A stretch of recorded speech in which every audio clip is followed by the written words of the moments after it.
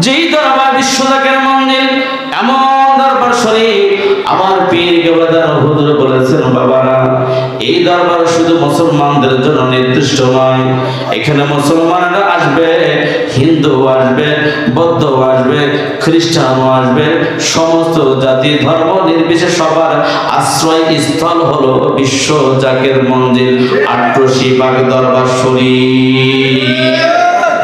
এখানে আমলি করবে, এইখানে বিএনপি আসবে, এইখানে জামাত আসবে, এইখানে শিবির আসবে, এই বিশ্ব জাকের মন্দিরে চরমনারা আসবে, ভান্ডারি আসবে, সারসিনা আসবে, যত দরবার আছে দল মত নির্বিশেষে, আমলিগ বলেন, বিএনপি বলেন, জামাত বলেন, শিবির বলেন, আরো যত নাম বলি নাই, সমস্ত দলের মানুষের কান আশ্রয় স্থল হলো বিশ্ব জাকের মন্দির ৮৮ পাক দরবার।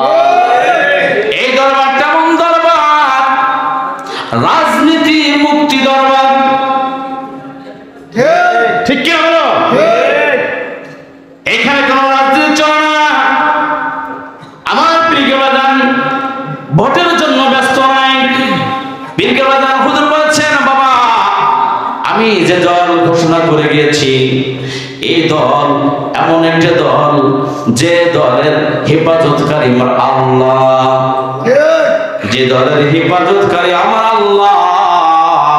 এখানে সব দল নির্বিশেষে আসবে, আমলিগ আসবে, বিএনপি আসবে, জামাত আসবে, শিবির আসবে, চরমনা আসবে, সারসিনা আসবে, ফুলতুলি আসবে, ভান্ডারি আসবে, সবার জন্য বিশ্ব জাকের মন্দির। ঠিক কিনা বলুন?